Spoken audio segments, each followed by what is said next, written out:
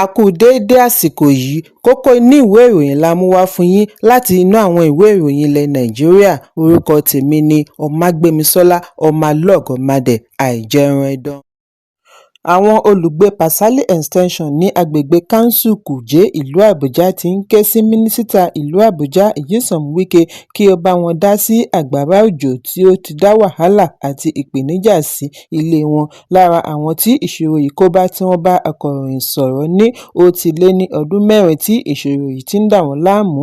Ọ̀pọ̀ ilé ló ti di ahoro, ilé mìíràn ti dà wó tí ó mú àwọn mìíràn fi tipátipá wá ibòmíràn gbà.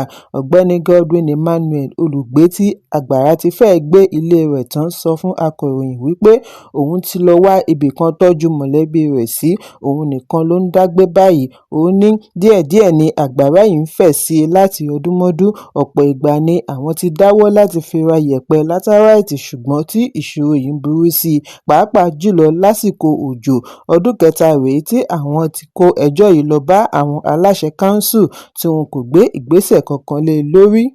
Olùgbé mìíràn náà kérora wípé ìṣòro ńlá ni àgbàrá yìí jẹ́ fún ìdílé rẹ̀. Oṣooṣù ni gbogbo wọn jọ ń dáwó àti ra yẹ̀pẹ̀ tí àpọ̀jù omi ń wọ́ lọ. Òun ní ìdílé òun kò lè sùn dọ́kàn àgàgà lásìkò òjò pẹ̀lú ìbẹ̀rù kí omi má wó ilé lé wọn lórí. Ó fìdí ẹ̀ múlẹ̀ wípé ilé 7 ni ó ti dà wó nínú ọdún yìí nìkan tí ó mú àwọn onílé kó lọ agbègbè Ṣàdádì. Ará ìlú ti ṣe ẹ̀sùn sí ọ̀dọ̀ àwọn aláṣẹ kánsù. Kódà alága kánsù Abdullahi Sulaiman Sabo náà ṣe àbẹ̀wò láàrin ìgbà kan ní ọdún tí ó kọjá nígbà tí ó wá ṣe àbẹ̀wò sí àdúgbò kan tí ó ń túnṣe. Ó sì fi dá wọn lójú wípé òun á bá wọn dá sí i ṣùgbọ́n títí dòní wọn ò gbọ́ nǹkan kan. Ìdí nìyí tí wọ́n fi ń rawọ́ ẹ̀bẹ̀ sí Mínísítà Nyesom Wike fún ìrànlọ́wọ́ nítorí ọ̀pọ̀ olùgbé ni kò lè gbé ọkọ̀ wá sí àdúgbò látàrí ojúnà tí ó ti gé sí méjì. Ẹ̀kúnrẹ́rẹ́ ìròyìn wà nínú ìwé ìròyìn Daily Trust tó jáde lónìí.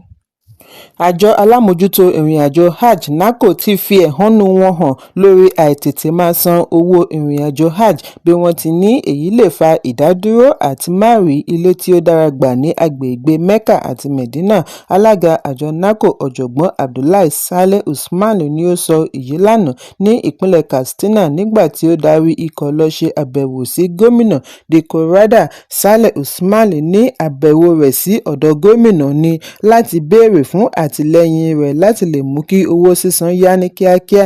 Gẹ́gẹ́ bí alága ẹgbẹ́ àwọn gómìnà ẹkùn àríwá ìwọ̀ oòrùn, ó ṣe àpèjúwe ìrànwọ́ láti ọ̀dọ̀ ìṣèjọba ààrẹ Bọ́lá Tinubu fún ètò Hajj ọdún 2024 gẹ́gẹ́ bí ọ̀kan lára àṣeyọrí tí wọ́n ní jùlọ. Ó ní pẹ̀lú gbogbo ìpèníjà tí ó jẹyọ látara ìṣòro ọrọ̀ ajé àti pàṣípààrọ̀ owó ilẹ̀ òkèèrè, ààrẹ sì tún bu ọwọ́ lu $90 bílíọ̀nù 90 billion naira gẹ́gẹ́ bí owó ìdásí ìrìnàjò ọdún 2024 kí àjàgà lè dínkù lọ́rùn àwọn tí wọ́n fẹ́ rin ìrìnàjò.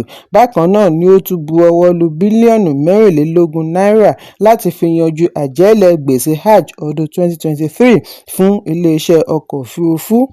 Láfikún, ìjọba ti bá wọn dá sí ìdúnàdúrà pẹ̀lú àwọn tí wọ́n ń kó èrò Hajj láti gba owó náírà àti bí wọ́n ti wọ́gi lé lílo credit card fi san owó. Nígbà tí ó ń fèsì, gómìnà Rada darí àjọ tó ń ṣàmójútó ọ̀rọ̀ ìsìn àti ìrìnàjò Hajj kí wọ́n gùn lé ìpolongo àti ìtanijí lórí pàtàkì àti tètè san owó fún ìrìnàjò Hajj ọdún 2026. Bákan náà ni ó rọ ẹgbẹ́ Ulama kí wọ́n ti pàṣẹ ìdánilẹ́kọ̀ọ́ rán ìjọ wọn létí lágbègbè láti tètè ṣe ìforúkọsílẹ̀. Ẹ̀kúnrẹ́rẹ́ ìròyìn wà nínú ìwé ìròyìn Punch tó jáde lónìí. Ilé-ẹjọ́ fún àwọn òṣìṣẹ́ National Industrial Court tó fìkàlẹ̀ sí Àbújá ti ṣe ìdáwọ́kọ̀ fún ẹgbẹ́ elépo àti afẹ́fẹ́ gáàsì NUPENG kí wọ́n má gùnlé ìyanṣẹ́lódì tàbí fi tipátipá mú awakọ̀ epo darapọ̀ mọ́ ẹgbẹ́ wọn. Adájọ́ E.D. Subilimu ni ó gbé ìdájọ́ yìí kalẹ̀ lánàá. Bákan náà ni ó ṣe ìdáwọ́kọ̀ fún NUPENG láti má dínà mọ́ ẹnikẹ́ni lójúnà Nàìjíríà tàbí dínà mọ́ ilé epo Dangote, MRS àti bẹ́ẹ̀ bẹ́ẹ̀ lọ láti má tajà. Ìgbésẹ̀ yìí wáyé lẹ́yìn ẹ̀sùn tí agbẹjọ́rò iléeṣẹ́ ìfọpo Dangote àgbà amòfin George Ibrahim pè sí ilé-ẹjọ́. Adájọ́ fìdí ẹ̀ múlẹ̀ wípé àjálù ńlá tí kò ní àtúnṣe lè dé bá iléeṣẹ́ Dangote bí wọn kò bá gbé ìgbésẹ̀ yìí. Fún ọjọ́ 7 ni ìdáwọ́kọ̀ yìí yóò fi wà títí ìgbẹ́jọ́ mìíràn yóò fi wáyé. Agbẹjọ́rò Dangote ni ó béèrè fún àṣẹ ilé-ẹjọ́ láti fi dẹ́kun ìyanṣẹ́lódì NUPENG tí ó lè ní ipa lára iṣẹ́ àti àwọn dẹ́rẹ́bà wọn títí kan àwọn alágbàtà wọn. Bákan náà ni ó ní kí ilé-ẹjọ́ kànńpá fún àwọn dẹ́rẹ́bà kí wọ́n tẹ̀síwájú àti máa gba epo wọn lọ gbogbo ibi wọ́n fẹ́ lọ já a sí, bí ó ti ṣe àríyànjiyàn wípé ìgbésẹ̀ NUPENG tàpá sí àṣẹ fún ọdún 1999 tí ó fún ọmọ ẹgbẹ́ ní oore-ọ̀fẹ́ àti ṣe ẹgbẹ́ tí ó bá wù ú. Ẹ̀kúnrẹ́rẹ́ ìròyìn yìí wà nínú ìwé ìròyìn Punch tó jáde lónìí. Ìdùnnú ṣubú layọ̀ ní ìpínlẹ̀ Rivers lẹ́yìn tí ààrẹ Bọ́lá Tinubu fòpin sí ìkéde ìlú òfararọ tí ó sì dá gómìnà Siminalayi Fubara, igbákejì rẹ̀ àti àwọn aṣòfin padà sí ààyè wọn. Tinubu ni ó kéde ìlú òfararọ ní ọjọ́ 18 oṣù kẹta ọdún 2025 lẹ́yìn tí àpẹẹrẹ ṣe àfihàn wípé rògbòdìyàn ti fẹ́ bẹ́ sílẹ̀. Àwọn olùgbé tí wọ́n bá akọ̀ròyìn sọ̀rọ̀ fi ìdùnnú wọn hàn wípé ìpínlẹ̀ wọn ti padà sí ìṣèjọba àwaarawa, pẹ̀lú wípé wọn kò mọ ohun tí ó tún lè ṣẹlẹ̀ lọ́la sí ìṣèjọba Fubara. Èyí wáyé bí mínísítà ìlú Àbújá Nyesom Wike ṣe gbóríyìn fún Tinubu lórí bí ó ṣe dá ìjọba tiwantiwa padà sí ìpínlẹ̀ Rivers, bí ó ti ní ìgbésẹ̀ ààrẹ ṣe àfihàn àfojúsùn rẹ̀ fún àlàáfíà àti àmúlò ìṣèjọba tiwantiwa lórílẹ̀-èdè. Bákan náà ni olùdíje du ipò gómìnà àná níbi ìdìbò tí ó kọjá ní ìpínlẹ̀ Rivers Tonye sọ lánàá wípé Fubara kò lè ní agbára kankan tí ó bá máa fi padà sí ẹnu iṣẹ́. Nínú àtẹ̀jáde àná ni ààrẹ Tinubu ti ní òun pinnu láti má ṣe àtúnṣe ìkéde ìlú òfararọ látàrí àwọn ìròyìn ayọ̀ tóun gbà láti ìpínlẹ̀ Rivers.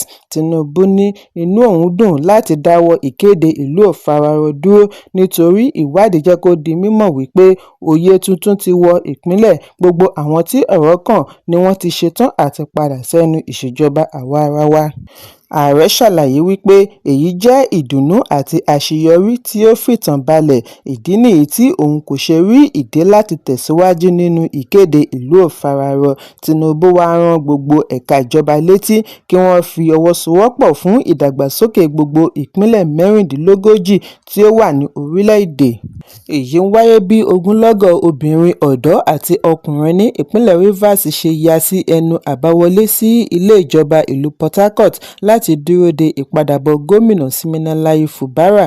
Àwọn aráàlú tí wọ́n ti ń yadé láti aago 6 ìdájí láti fi ìṣọ̀kan wọn hàn sí gómìnà ni wọ́n gba gbogbo ojúnà Azikiwe sí ojúnà Port Harcourt àtijọ́. Bí wọ́n ti dá súnkẹrẹ-fàkẹrẹ ọkọ̀ sílẹ̀ lójúnà, àwọn olùgbé kan dé papọ̀ pẹ̀lú ìlù àtorin bí wọ́n ti ń dúró de Fubara ní Brick House. Wọ́n dá ayẹyẹ sílẹ̀ bí ẹni ṣe carnival. Àwọn alátìlẹyìn Fubara tó ṣe gbòógì náà dé. Lára wọn láti rí Darlington Orji, Sokari Goodboy, Ezebunwo Ichemati àti bẹ́ẹ̀ bẹ́ẹ̀ lọ. Ẹ̀kúnrẹ́rẹ́ ìròyìn yìí wà nínú ìwé ìròyìn Vanguard tó jáde lónìí. Pẹ̀lú ìgbésẹ̀ àti fòpin sí ìkọlù àwọn darandaran tí wọ́n fi ẹran jẹko ní agbègbè Àbújá àti bí wọ́n ti ń ṣe ìdádúró fún ọkọ̀ lójú pópó ni Kọmíṣánná ọlọ́pàá Àbújá CP Saka Adéwálé ṣe ní ìpàdé pẹ̀lú ẹgbẹ́ Miyetti Allah. Agbẹnusọ ọlọ́pàá Àbújá Josephine Adé ni ó ṣe àfihàn yìí lónìí Ọjọ́bọ̀. Adé ṣàlàyé wípé ọjọ́ 17 oṣù kẹsàn-án ọdún 2025 ni Kọmíṣánná ọlọ́pàá ní ìpàdé pẹ̀lú àwọn adarí ẹgbẹ́ Miyetti Allah ní olú-iléeṣẹ́ wọn l'Àbújá. Níbi ìpàdé yìí láti rí aṣojú ẹgbẹ́ mẹ́tẹ̀ẹ̀ta tó ṣe gbòógì lábẹ́ Miyetti Allah Magban, Miyetti Allah Kautauri àti Miyetti Allah Falako Yesu láti jọ jíròrò lórí ọ̀nà àti fòpin sí fàákájà kí wọ́n sì sọ̀rọ̀ lórí ìpèníjà dídá ẹran láàrin ìlú. Níbi ìpàdé yìí ni kọmíṣánná ti fi ẹ̀hónú rẹ̀ hàn lórí ìkọlù gbogbo ìgbà àwọn ọmọ ẹgbẹ́ wọn láàrin ìlú ìlú. Ó tẹnumọ́ pàtàkì láti gbé ní àlàáfíà àti ìbọ̀wọ̀ fún ara ẹni bí ó ti ṣe ìkìlọ̀ tako kíkó ẹran jẹ láàrin ìlú. Nígbà tí ó ń fèsì, adarí Miyetti Allah gbóríyìn fún ìgbésẹ̀ yìí bí ó ti ṣe àpèjúwe rẹ̀ ní àkọ́kọ́ irú rẹ̀ pẹ̀lú kọmíṣánná láti Àbújá. Wọ́n wá fi dá kọmíṣánná lójú wípé gbogbo àdéhùn tí wọ́n ṣe níbi ìpàdé pẹ̀lú àwọn tí ọ̀rọ̀ kàn ni wọ́n máa jábọ̀ rẹ̀ kí wọ́n sì kàn sí kọmíṣánná padà títí ọ̀sẹ̀ tí ó ń bọ̀. Kọmíṣánná náà wá fi dá àwọn olùgbé lójú wípé àwọn yóò tẹ̀síwájú àti máa tọpinpin láti mọ bí wọ́n ti mú àdéhùn ṣẹ sí láti lè dènà ìkọlù ọjọ́ iwájú. Ẹ̀kúnrẹ́rẹ́ ìròyìn wà nínú ìwé ìròyìn Vanguard tó jáde lónìí. Amúgbálẹ́gbẹ̀ẹ́ ààrẹ Bọ́lá Tinubu lórí òfin Daniel Bwala ti dá lábàá wípé Ṣèyí Tinubu lè tako bàbá rẹ̀ níbi ìdìbò gbogbogbò ọdún 2027. Èyí ń wáyé bí Bwala ṣe ní Ṣèyí pegedé àti díje du gbogbo ipò òṣèlú tó wà ní Nàìjíríà títí kan ipò gómìnà ìpínlẹ̀ Èkó. Ó ní ọmọ ààrẹ ti ní àjọṣepọ̀ tó dán mọ́rán pẹ̀lú àwọn ọ̀dọ́. Bwala ṣàlàyé wípé bí bàbá Ṣèyí bá jẹ́ ààrẹ, kí ló fẹ́ dá Ṣèyí dúró láti má du ipò gómìnà ìpínlẹ̀ Èkó? Kódà ó lè du ipò ààrẹ mọ́ bàbá rẹ̀ lọ́wọ́ níbi ìdìbò tó ń bọ̀ lọ́nà. Bwala ní kí ọmọ Nàìjíríà má gbé ìdájọ́ Ṣèyí létí àjogúnbá nítorí Ṣèyí jẹ́ onírẹ̀lẹ̀ ènìyàn pẹ̀lú wípé ìdílé ọlá ni ó ti wá. Ẹ̀kúnrẹ́rẹ́ ìròyìn wà nínú ìwé ìròyìn Daily Post tó jáde lónìí. Kókó inú ìwé ìròyìn àsìkò yìí kò ní jù báyìí lọ. Ẹ pàdé mi ní ìrọ̀lẹ́ fún àkọ́tún ìròyìn. Kí a tó lọ, ẹ má ṣaláì fi àkíyèsí yín ránṣẹ́ kí ẹ sì bá wa subscribe sójú náà wa lórí YouTube kí kókó inú ìwé ìròyìn lè máa tẹ̀ yín lọ́wọ́ ní kíákíá.